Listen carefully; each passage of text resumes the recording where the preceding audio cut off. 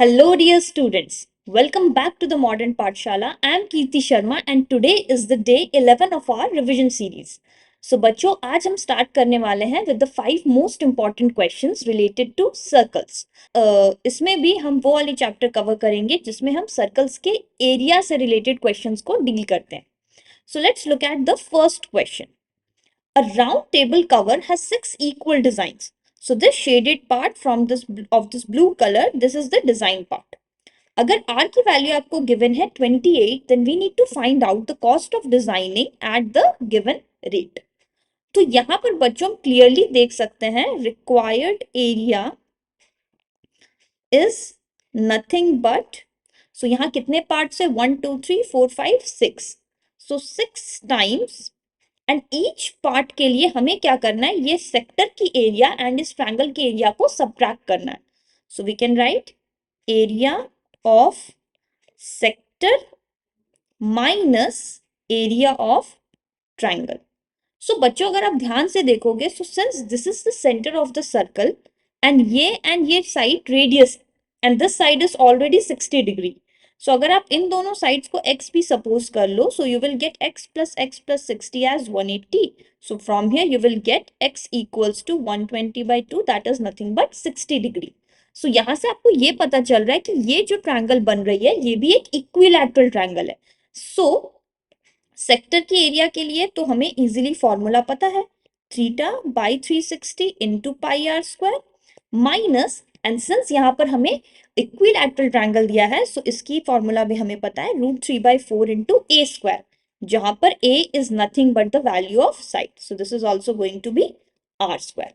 And simply आप इस पे वैल्यू पुट कर सकते हो. थीटा के जगह में आप पुट कर देना 60 डिग्री, आर के जगह में आप पुट कर देना 28 सेंटीमीटर, एंड आप 6 से मल्टीप्लाई कर देना, you will get the required area.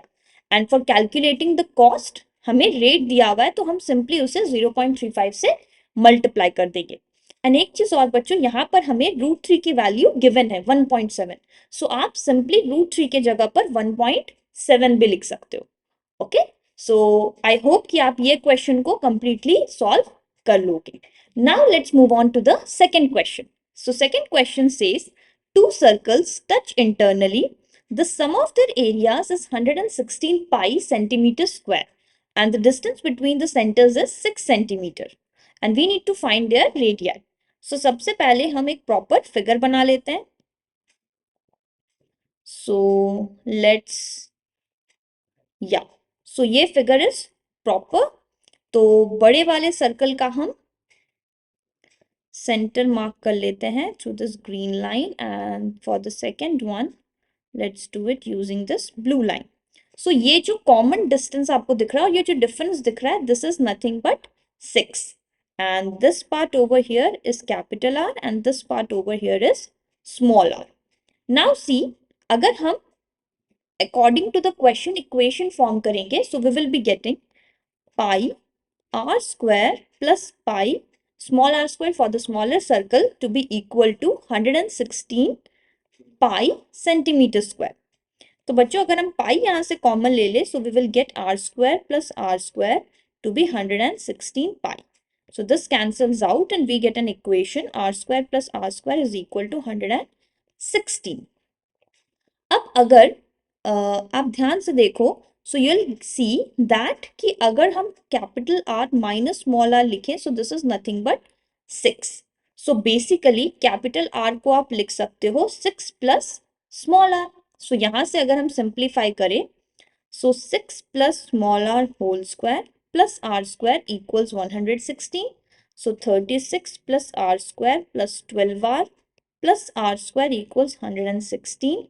So 2r square plus 12r plus 36 minus 116 equals 0.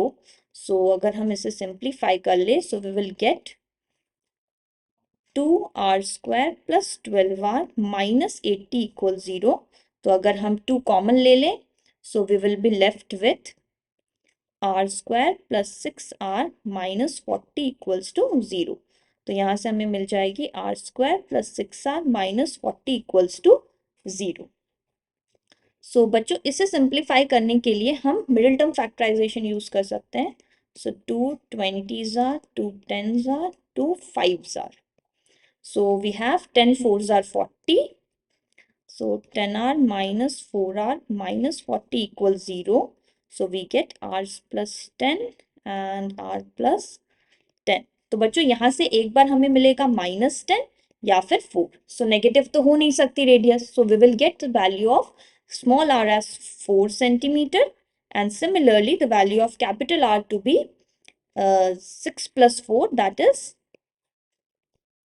10 centimeter. So this is how we can solve questions such as this one. Now let's move on to the third question.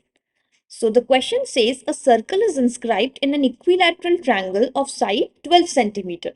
So यहाँ हमें side की value दी हुई है 12 centimeter. So each of the sides will be 12. And we need to find the radius of the inscribed circle. So we know that this particular part is going to be the height because ये tangent के जैसे act कर रहा है. So from here we can say this part to be r and similarly यहाँ पर भी यही हो जाएगा. And अगर हम ये lines को join कर दें, so you can see we can easily get 3 different triangles. तो अगर हम बात करें area of triangle ABC की, so this is going to be simply root 3 by 4 into 12 square. So this is going to be 36 root 3. And अगर हम ये 3 जो small triangles हैं उनके sum को लिखें, so that is going to be nothing but half into, so if we take this one as base, so it will be 12 into r plus half into, this is also going to be 12 into r plus half into 12 into r. And actually ये जो तीनों triangles है ये add up होकर हमें पूरे triangle ABC की ही तो एरिया दे रही है, which is nothing but 36 root 3. So अगर आप इसे simplify करोगे, so you'll get, so we have 36 root 3 equals to 6r plus 6r plus 6r, that is nothing but 18r. So from here we will get r equals to 36 root 3 by 18, which is nothing but r equals 2 root 3 centimeter. So इस type की question भी बहुत बार repeat हुई है जहां पर आपको पूरे ट्रायंगल की एरिया एंड ट्रायंगल को 3 डिफरेंट पार्ट्स में डिवाइड करने के बाद जो सेपरेट एरियाज आ रही है उनको रिलेट करना होता है. सो इस टाइप की एक क्वेश्चन एनसीईआरटी में भी है. सो आई वुड सजेस्ट कि आप उस क्वेश्चन को भी डेफिनेटली एक बार प्रैक्टिस कर लीजिएगा. So now let's move on to the fourth question. This question is again from NCERT example and this question is also repeated a lot. So इस question को solve करने के लिए हमारे पास दो approach है. So फटाफट हम पहले question पढ़ लेते हैं. So find the area of the segment AYB. So basically हमें इस part की area निकालनी है जहाँ पर हमें angle given है and हमें radius पता है. So first हम directly formula apply कर सकते हैं area of segment के लिए जो कि होता है आपका एरिया ऑफ सेक्टर, जिसे हम निकाल सकते हैं theta by 360 into pi are square minus r square by 2 sine theta से. या फिर आप सेपरेटली पहले एरिया ऑफ सेक्टर निकाल लो एंड इस ट्रायंगल की एरिया निकालने के लिए मैं आपको एक प्रॉपर प्रोसेस बताती हूँ. सो हम यहाँ पर सिर्फ इस ट्रायंगल को डील करते हैं.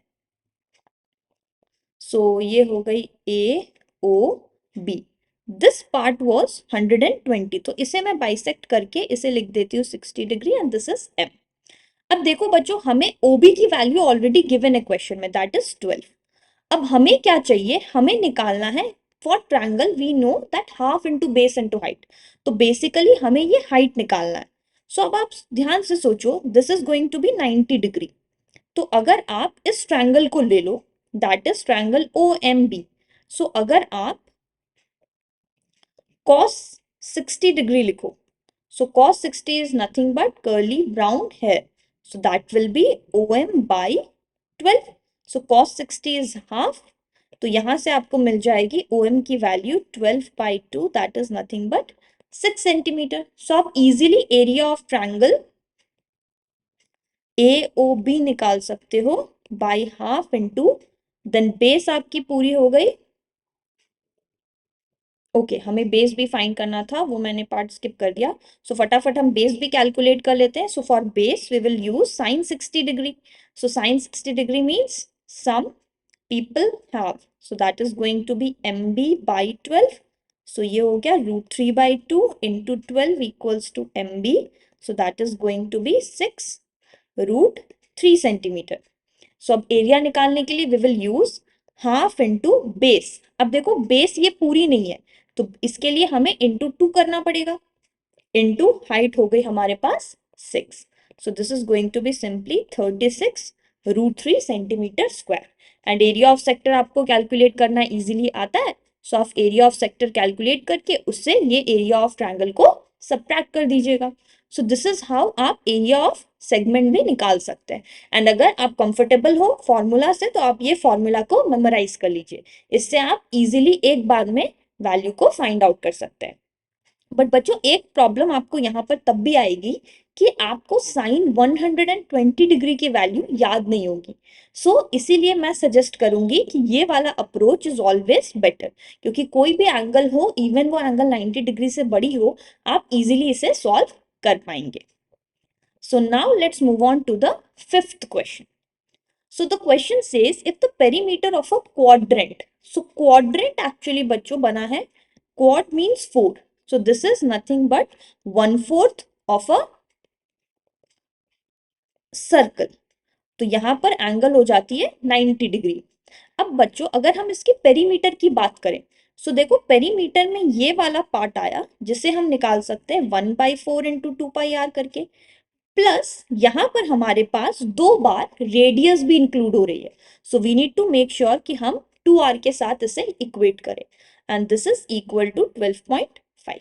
एंड वेरी इजीली आप यहाँ पर सारी वैल्यूज को सब्सटीट्यूट कर दें। 22/7 r we need to find, so from here we will be getting the value of r easily।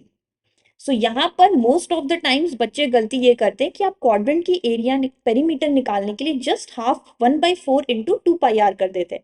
आप ये 2r, ये जो 2r है इसे इंक्लूड करना भूल जाते हैं। Same goes with the semi circle also, semi circle में भी 2r आपकी इंक्लूड होगी। क्यों? क्योंकि आप दो जो डायमीटर है उसको भी तो कंसिडर करोगे, राइट? 2πr का हाफ करने से आपको जस्ट ये सरकमफेरेंस वाला पार्ट मिलता है। बस जब आप सेमी सर्कल को ले रहे हो तब भी आपके पास 2 रेडियस एक्स्ट्रा आएगी, एंड क्वाड्रेंट के केस में भी आपको 2 रेडियस एक्स्ट्रा मिलेगी। सो this is how you will be dealing with this type of question. So this was the 5 most important questions from this particular chapter. Let's see आज bonus tip में क्या है। So first important thing is कि अगर आपको कोई question दिया है जिसमें angle made by our hand इस टाइप के कुछ कॉन्सेप्ट से रिलेटेड है, सो आप याद रखना कि सिंस हमारे जो 12 आवर क्लॉक होता है उसमें 12 आवर्स है, सो जो 360 डिग्री है पूरी जो सर्कल है वो 12 टाइम्स डिवाइड हो रही है। सो बेसिकली हर आवर हैंड के बीच का एंगल जो बनेगा दैट इज 30 डिग्री। एंड ये तो कुछ बेसिक कॉन्सेप्ट है जो कि आपके डायरेक्टली फॉर्मूला से रिलेटेड है एरिया एंड पेरीमीटर की, तो इसे आप डेफिनेटली याद रखिएगा। एंड कंप्लीट पेरीमीटर के लिए रेडियस को इंक्लूड करना मत भूलिएगा, जैसा कि हमने इस क्वेश्चन में अभी किया था। And area of minor segment के लिए अगेन जो फॉर्मूला मैंने आपको बताया था वो भी आप अच्छे से याद रखिएगा ताकि आपका बहुत सारा टाइम उससे सेव हो जाए। So that's it for the today's video. Thank you so much. If you have any question, any doubt, please drop me a comment and I'll see you in the next video. Bye bye.